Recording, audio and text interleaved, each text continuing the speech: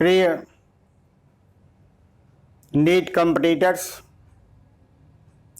आज मैं आपके समक्ष नीट 2020 में पूछे गए कुछ प्रश्नों को लेकर आया हूं तथा एक बेहतरीन सलूशन प्रस्तुत करने का प्रयास करूंगा। आशा करता हूं कि आप इसे पसंद करेंगे। अब सलूशन आपके सामने लिख रहा हूं। ये नीट 2020 का केमिस्ट्री का प्रॉब्लम है। क्वेश्चन इस तरह से दिया हुआ है, which of the following sets have zero dipole moment. Which of the following sets have zero dipole moment. ये 4 सेट लिखा हुआ है, 1, 2, 3 एंड 4। ये 4 सेट हैं। इसमें से कौन सा सेट ऐसा है जिसके सभी यौगिक जीरो डाइपोल मोमेंट रखते हैं। पहला सेट में बोरान ट्राइफ्लोराइड है, hydrogen fluoride, carbon dioxide, Meta dichlorobenzene है। हम इस सेट की चर्चा करेंगे और देखेंगे कि इसमें डाइपोल मोमेंट किन में है और किन में डाइपोल मोमेंट नहीं है। खास तौर से डाइपोल मोमेंट का 2 वर्ग है। प्रश्न के अनुसार ये हमको समझना है कि किसका जीरो डाइपोल मोमेंट है और किसका डाइपोल मोमेंट जीरो नहीं है। इन्हीं 2 एस्पेक्ट को लेकर के हम सॉल्व करेंगे। जैसे देखिए, बोरान ट्राइफ्लोराइड है। बोरान ट्राइफ्लोराइड एक ट्राइगोनल प्लेनर मॉलिक्यूल है जिसके बीच FBF के बीच बॉन्ड एंगल 120 डिग्री का है। तो यदि मॉलिक्यूल ऐसा हो जो ट्राइगोनल प्लेनर हो, न्यूट्रल हो, बॉन्ड एंगल 120 डिग्री का हो, सेंट्रल लेटर पर कोई लोन पेयर ऑफ इलेक्ट्रॉन न हो, तो ऐसे में डाइपोल मोमेंट जीरो होता है। सो न्यू यानी dipole moment is zero. In this case hydrogen fluoride है। आपको पता है कि फ्लोरीन की इलेक्ट्रोनेगेटिविटी हाइड्रोजन से ज़्यादा है और डाइपोल मोमेंट एक डायरेक्शनल प्रॉपर्टी है जिसमें कम इलेक्ट्रोनेगेटिव एटम से स्टार्ट हो करके मोर इलेक्ट्रोनेगेटिव एटम की तरफ एरो का डायरेक्शन दिया जाता है। ये डाइपोल मोमेंट का डायरेक्शन है। इसके अंदर डाइपोल मोमेंट जीरो नहीं है, यानी dipole moment is not equal to zero. Carbon dioxide molecule अगला कार्बन डाइऑक्साइड मॉलिक्यूल, जैसे कार्बन और ऑक्सीजन बॉन्ड है। ऑक्सीजन की इलेक्ट्रोनेगेटिविटी कार्बन से ज़्यादा है, इसलिए मोमेंट ऐसे दिखाया जाएगा। और इस केस में इस बॉन्ड के लिए डाइपोल मोमेंट ऐसे दिखाया जाएगा। आप देख रहे हैं कि डाइपोल मोमेंट का जो डायरेक्शन है CO2 मॉलिक्यूल में एक दूसरे के अपोजिट है, यानी इधर का डाइपोल मोमेंट इसकी डाइपोल मोमेंट के द्वारा कैंसिल किया जाता है, इसलिए यहाँ पर इसका डाइपोल मोमेंट जीरो हो जाएगा। अगला एग्जाम्पल इसमें है मेटा डाइक्लोरोबेंजीन। मेटा डाइक्लोरोबेंजीन एक ऐसा मॉलिक्यूल है जिसमें बॉन्ड एंगल 120 का बनता है और इसका बॉन्ड का जो मोमेंट का डायरेक्शन है वो इस तरह से है। अतः एक बॉन्ड का डाइपोल मोमेंट दूसरे बॉन्ड के डाइपोल मोमेंट के द्वारा कैंसिल नहीं हो रहा है। इसका मतलब ये हुआ कि इसका डाइपोल मोमेंट जीरो नहीं है, यानी dipole moment is not equal to zero. तो इस सेट में आप देखिए, बोरान ट्राइफ्लोराइड और कार्बन डाइऑक्साइड का तो जीरो है डाइपोल मोमेंट, लेकिन HF का और मेटा डाइक्लोरोबेंजीन का डाइपोल मोमेंट जीरो नहीं है। प्रश्न कहता है वह कौन सा सेट है जिस सेट के सारे मॉलिक्यूल का डाइपोल मोमेंट जीरो है। तो ये नहीं हो सकता, इसलिए आप इसे कैंसिल कर दीजिए। सेकंड ऑप्शन देखिए, ये नाइट्रोजन ट्राइफ्लोराइड है। नाइट्रोजन के ऊपर लोन पेयर ऑफ इलेक्ट्रॉन है। यह sp3 हाइब्रिडाइज्ड मॉलिक्यूल है जिसका बॉन्ड डायरेक्शन या बॉन्ड मोमेंट डिफरेंट दिशाओं में है। इसका हम ऐसे शो कर सकते हैं, इस बॉन्ड के लिए ऐसे हम शो कर सकते हैं, इस बॉन्ड का डाइपोल मोमेंट ऐसे रिप्रेजेंट किया जा सकता है। अर्थात इसका भी डाइपोल मोमेंट जीरो नहीं होगा, क्योंकि किसी भी NF का डाइपोल मोमेंट कैंसिल नहीं हो रहा। तो it is not equal to 0। इस केस में देखिए डाइपोल मोमेंट का डायरेक्शन ऐसे है, क्योंकि बेरिलियम की इलेक्ट्रोनेगेटिविटी फ्लोरीन से कम है, इसलिए डायरेक्शन ऐसे होगा। लेस इलेक्ट्रोनेगेटिव एटम से मोर इलेक्ट्रोनेगेटिव एटम की तरफ बॉन्ड का डायरेक्शन होगा, इसलिए यहाँ पर और एक दूसरे को कैंसिल भी करते हैं, इसलिए इसका डाइपोल मोमेंट 0 होगा। वाटर के मॉलिक्यूल में अमोनिया जैसा ही इसका हाइब्रिडाइजेशन है, 2 बॉन्ड 2 लोन पेयर्स हैं, इसका डाइपोल मोमेंट 0 नहीं है, कुछ डाइपोल मोमेंट की वैल्यू है। लेकिन अगला पैराडाइक्लोरोबेंजीन के केस में क्या है, इसके अंदर डाइपोल मोमेंट 0 है, क्योंकि Cl का डाइपोल मोमेंट इस Cl के डाइपोल मोमेंट के से कैंसिल हो रहा है। मॉलिक्यूल Cl और Cl के बीच में 180 डिग्री का कोण बना रहे हैं, इसलिए इसका डाइपोल मोमेंट 0 है। तो इस सेट में केवल 2 ही मॉलिक्यूल ऐसे हैं, बेरिलियम डाइफ्लोराइड और पैराडाइक्लोरोबेंजीन, जिसका डाइपोल मोमेंट 0 है, लेकिन NF3 और H2O का डाइपोल मोमेंट 0 नहीं है, इसलिए इस सेट में भी सभी मॉलिक्यूल का डाइपोल मोमेंट 0 नहीं है, अतः यह करेक्ट आंसर नहीं है।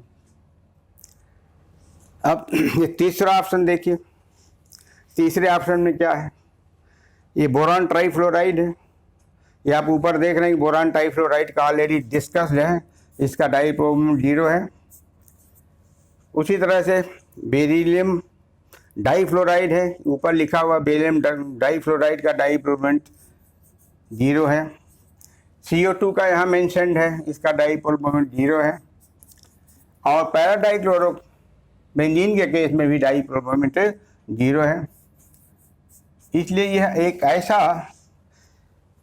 थर्ड सेट ऐसा है जिसके सारे मॉलिक्यूल्स का डाइपोल मोमेंट 0 है। इसलिए यह जो सेट है, थर्ड सेट है, यही आंसर है इस प्रश्न का, यही इस प्रश्न का आंसर है। अब चौथा भी हम देख लेते हैं क्या पोजीशन है। ये अमोनिया है, ऑलरेडी अमोनिया के बारे में डिस्कशन हो चुका है। Where is ammonia, there is no ammonia but it has no not equal to 0, it has dipole moment, so dipole moment is not equal to 0. This has dipole moment equal to 0, this has dipole moment not equal to 0, this has dipole moment is equal to 0. So in fourth set there are 2 molecules, beryllium difluoride and paradichlorobenzene has 0 dipole moment, but water molecule and the ammonia molecule has some value of dipole moment, so this is also the incorrect set. So the answer of the question is, the third set is the correct answer of the question. This set has molecules which have 0 dipole moment. So net result is what? The net result is, answer is set 3 is the correct answer. Set 3 gives the correct answer. Gives the correct answer. Where all molecules have dipole moment equal to 0. Now next question.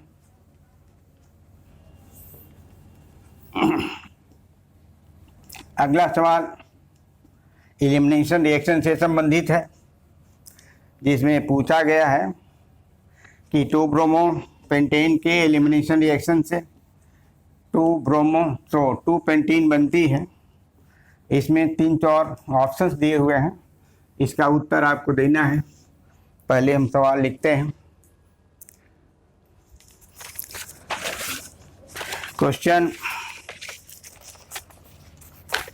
the question is like this: elimination reaction of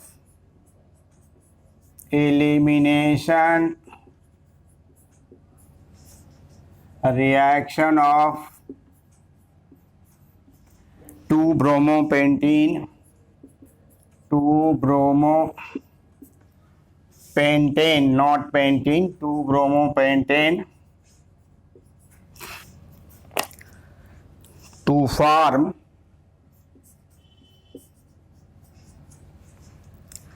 two pentene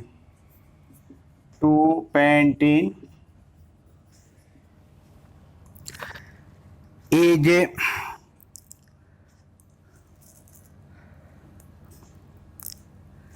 four option दिए हुए हैं। Elimination reaction of two bromopentane to form two pentene is, four options हैं। Option A beta elimination reaction, beta elimination reaction. B option है follows Zettchev rule। Second B option। Now C option is dehydrohalogenation reaction, dehydrohalogenation reaction, and D is dehydration reaction, dehydration reaction। ये सवाल है ABCD के form में पूछा गया है। ये एलिमिनेशन रिएक्शन 2 ब्रोमोपेंटेन का हो रहा है, प्रोडक्ट 2 पेंटीन बन रही है। अब ये आपको बताना है कि ये बीटा एलिमिनेशन रिएक्शन, दूसरा है फॉलोज जेटसेव्स रूल, सी डिहाइड्रोहाइलोजिनेशन रिएक्शन, और डी डिहाइड्रेशन रिएक्शन। ये चार ABCD में के बाद ये 4 ऑप्शंस डाले गए हैं। 4 ऑप्शंस में पहला ऑप्शन है ACD, दूसरा ऑप्शन है BCD, तीसरा ऑप्शन है ABD, और चौथा ऑप्शन है A, B and C।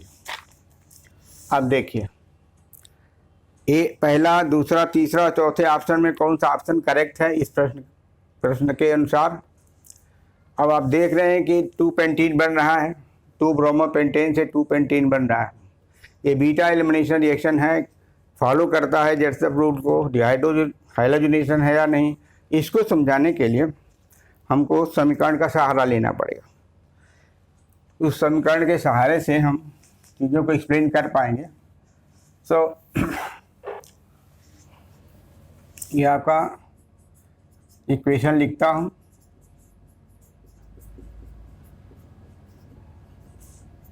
CH3 है।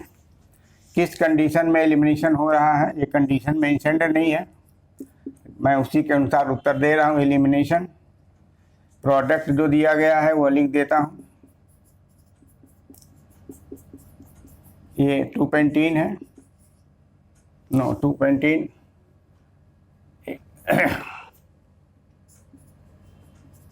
1 2 3 4 5 2 पेंटीन। अब इस 2 पेंटीन के बनने में HBr निकलता है। अब कौन सा बेस है इसका उल्लेख चूंकि नहीं है, इसलिए हम HBr को ऐसे रखेंगे। अगर बेस होता तो बेस से हम बने हुए एसिड को न्यूट्रलाइज करके एग्जैक्ट लिखते कि क्या बना है, लेकिन कुछ मेंशन्ड नहीं, एलिमिनेशन के लिए किसी बेस का उल्लेख नहीं किया गया प्रश्न में, इसलिए हम उसकी चर्चा नहीं करते। देखिए अगर हम इस मॉलिक्यूलर फार्मूला को देखें और इस मॉलिक्यूलर फार्मूला को देखें तो आपको समझ में आएगा कि इसमें से एक हाइड्रोजन निकला है बाहर और एक HBr निकला है। तो जब एक हाइड्रोजन और एक Br निकला है तो HBr बनेगा। तो ये हाइड्रोजन और ब्रोमीन दोनों निकल रहे हैं, इसको कहते हैं कि यह डिहाइड्रोहाइलोजिनेशन रिएक्शन है। तो यह जो C ऑप्शन है ये सही है, डिहाइड्रोहाइलोजिनेशन रिएक्शन है, क्योंकि HBr बाहर जा रहा है। अगला सवाल यह है कि ये बीटा एलिमिनेशन रिएक्शन है अथवा नहीं है। तो देखिए जिस कार्बन पर ब्रोमीन लगा हुआ उसको अल्फा कहते हैं, बगल के कार्बन को बीटा कहते हैं, और इधर भी बीटा कार्बन है, इधर का बीटा कार्बन है। लेकिन इधर का beta carbon as it is है, इसके साथ कोई छेड़छाड़ नहीं किया गया। जो छेड़छाड़ हुआ है वो इस बीटा कार्बन से हुआ है। छेड़छाड़ क्या, इसमें से प्रोटॉन निकाला गया है। तो चूंकि एक प्रोटॉन या हाइड्रोजन बीटा कार्बन से निकाला गया है, इसलिए बीटा एलिमिनेशन रिएक्शन है।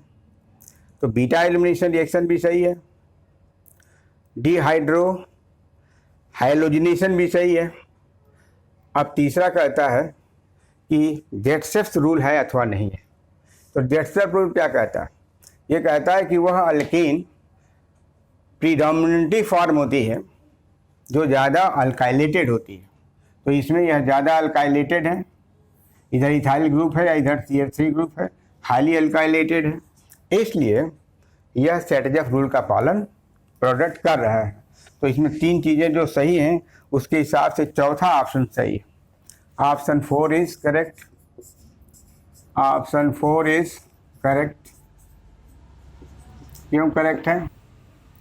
ये this is beta elimination reaction, beta elimination reaction जो ए पार्ट में था। दूसरा फॉलो सेटजेफ रूल, फॉलो सेटजेफ, सेटजेफ की जगह पर जेटसेप लिखा हुआ है तो आप वही लिखिए सेटजेफ रूल। तो ऑप्शन बी भी सही है, ए भी सही है। ऑप्शन सी देखिए, ये कहता है कि ये डिहाइड्रो हैलोजिनेशन रिएक्शन है, ये भी ऑप्शन सही है। Dehydro halogenation reaction, dehydro halogenation reaction, ये तीनों चीज़ें सही हैं। तो जिसमें ए बी सी ऑप्शन में सही होगा वही करेक्ट आंसर होगा। और प्रश्न में दिया हुआ जो आंसर है वह 4 है। The option 4 is correct. तो इन दिस वे इस सवाल का भी उत्तर मैंने आपको दे दिया। अगला सवाल लेकर आगे बढ़ रहा हूँ। अगला सवाल बहुत सिंपल सवाल है, ये कार्बोकेटाइन के स्टेबिलिटी से संबंधित है। पहले मैं प्रश्न लिखता हूँ आपके सामने।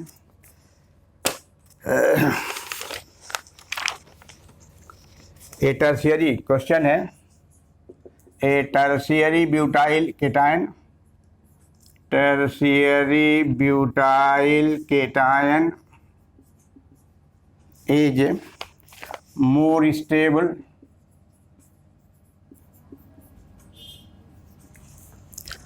than a secondary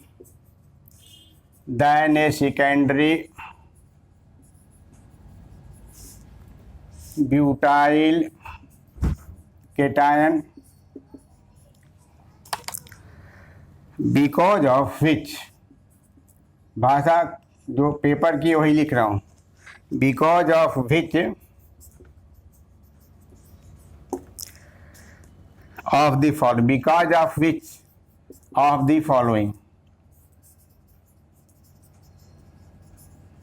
4 ऑप्शन इसमें डाले गए हैं। पहला ऑप्शन है plus are effect of CH3 group, पहला ऑप्शन। दूसरा ऑप्शन है माइनस और इफेक्ट ऑफ CH3 ग्रुप। तीसरा ऑप्शन है hyper conjugation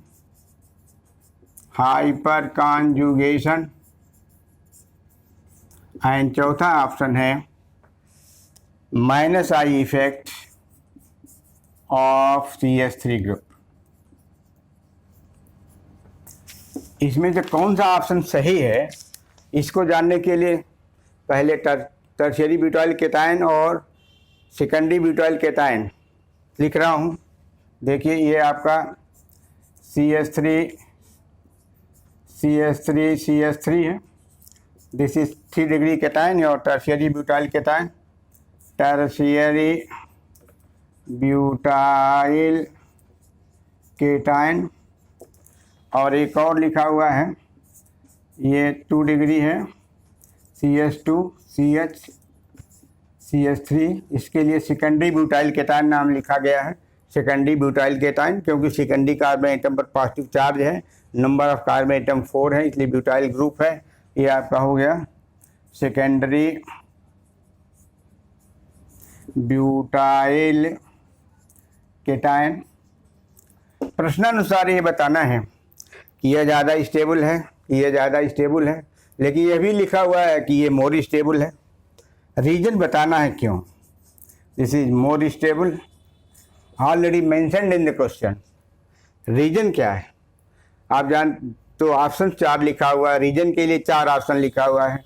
plus are effect, ये रिजोनेंस इफेक्ट पॉजिटिव डायरेक्शन वाला है, तो प्लस और इफेक्ट एलिफेटिक कार्बोकेटायन में लागू नहीं होता। यह एलिफेटिक कार्बोकेटायन है, अल्काइल कार्बोकेटायन है, इसलिए प्लस और इफेक्ट इसमें लागू नहीं होता। उसी तरह से माइनस और इफेक्ट भी, निगेटिव रिजोनेंस इफेक्ट भी अल्काइल कार्बोकेटायन पर लागू नहीं होता, इसलिए ऑप्शन गलत है और ये भी ऑप्शन गलत है। एक और जान लीजिए, ये negative inductive effect of CH3 group. आप देख रहे हैं कि ये कार्बोकेटायन में कोई ऐसा ग्रुप नहीं लगा हुआ है जो निगेटिव इंडक्टिव इफेक्ट शो करता हो, इसलिए चौथा ऑप्शन भी रॉन्ग है। अब एक ऑप्शन बच गया 3, यही ऑप्शन करेक्ट ऑप्शन है, क्योंकि हाइपर कॉन्जुगेशन, देखिए ये अल्फा हाइड्रोजन्स हैं, ये अल्फा हाइड्रोजन्स हैं, ये अल्फा हाइड्रोजन्स हैं, इसके पास 9 अल्फा H है, ये शो करता है हाइपर कॉन्जुगेशन, क्योंकि जो हाइपर कॉन्जुगेशन की क्राइटेरिया है ये फुलफिल करता है कि किसी भी केटाइन के अल्फा पोजीशन पर अगर हाइड्रोजन हो तो हाइड्रोजन हाइपर कॉन्जुगेशन में हिस्सा लेते हैं, तो इसलिए हाइपर कॉन्जुगेशन में हिस्सा लेगा, स्टेबिलिटी अपनी बढ़ाएगा।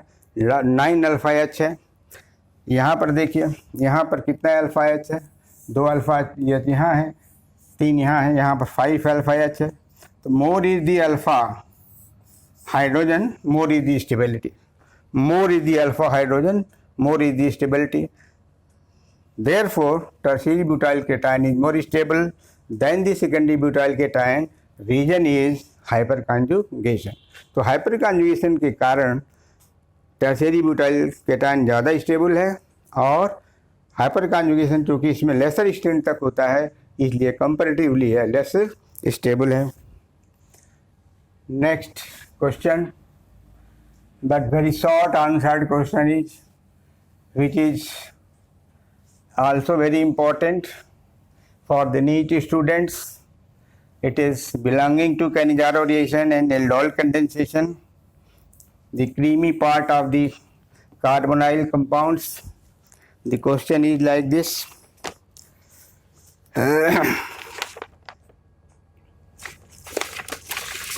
Question is a reaction between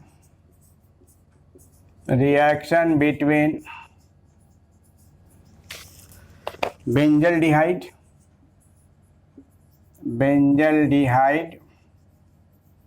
and acetophenone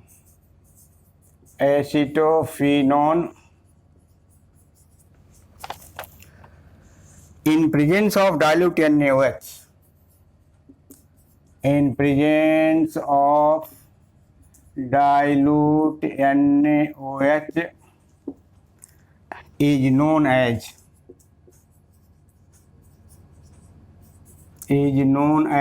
पहला ऑप्शन लिखा है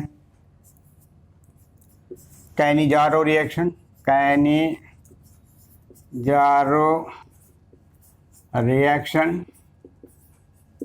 दूसरा ऑप्शन है cross Cannizzaro reaction,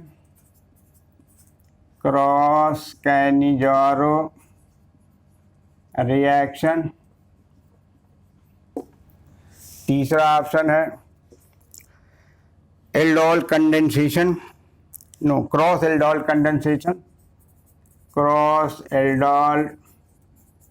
condensation, and चौथा ऑप्शन है एल्डोल कंडेंसेशन।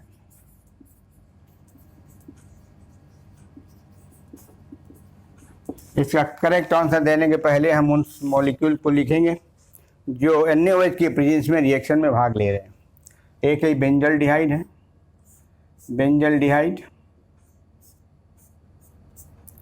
बेंजीन रिंग से CHO ग्रुप जुड़ा हुआ है, प्लस एसिटोफिनोन से रिएक्शन हो रहा है, ये आपका एसिटोफिनोन है।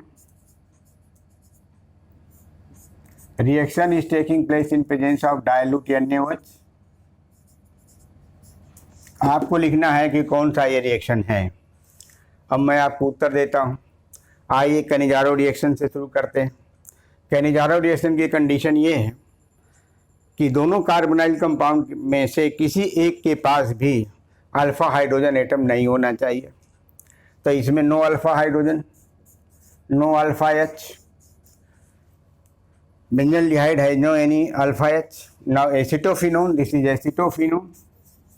Acetophenone has alpha H, this is alpha H. So alpha H is present, alpha H is present. तो कैनिजारो रिएक्शन के लिए दोनों रिएक्टिंग मॉलिक्यूल में से किसी के पास भी एक भी अल्फा हाइड्रोजन नहीं होना चाहिए, लेकिन इस रिएक्टेंट एसिटोफिनोन के पास 3 अल्फा हाइड्रोजन है, अतः कैनिजारो रिएक्शन नहीं हो सकता। सेकेंडली, एक क्रॉस कैनिजारो का मतलब, क्रॉस का मतलब between 2 non identical carbonyl compound. ये भी नहीं हो सकता, एक क्रॉस भी नहीं हो सकता क्योंकि अल्फा हाइड्रोजन प्रेजेंट है। So the option 2 is also incorrect. Now come to third, the cross aldol condensation. Aldol condensation की कंडीशन क्या है? एल्डोल कंडेंसेशन की कंडीशन ये है कि दोनों रिएक्टिंग मॉलिक्यूल में कम से कम एक अल्फा हाइड्रोजन होना चाहिए और दूसरा डाइल्यूट बेस का सहारा लेना चाहिए। रिएक्शन डाइल्यूट बेस की उपस्थिति में होना चाहिए। तो डाइल्यूट NaOH ऑलरेडी क्वेश्चन में मेंशन्ड है और इसके पास अल्फा हाइड्रोजन है, तो एल्डोल कंडेंसेशन तो इसमें हो रहा है। लेकिन अगर प्लेन एल्डोल कंडेंसेशन की आप बात करें तो 2 आइडेंटिकल मॉलिक्यूल के बीच होना चाहिए। प्लेन एल्डोल कंडेंसेशन और simple aldol condensation 2 simple carbonyl compound के बीच होना चाहिए, लेकिन ये दोनों जो हैं नॉन आइडेंटिकल हैं। बोथ आर नॉन आइडेंटिकल, ये और ये सेम नहीं है, नॉन आइडेंटिकल है। अगर नॉन आइडेंटिकल हैं तो अब क्या बच गया? इसका काम तो ख़त्म हो गया पहले ही। आंसर करेक्ट यही है, थर्ड ऑप्शन सही है। So it is the cross aldol condensation. तो आज के इस वीडियो में केवल मैं 4 क्वेश्चंस को लेकर आया हूँ, जो आपके सामने लिख भी दिया, सॉल्यूशन भी डिस्कस कर दिया, और आशा है आप इसे लाइक करेंगे। Thank you very much.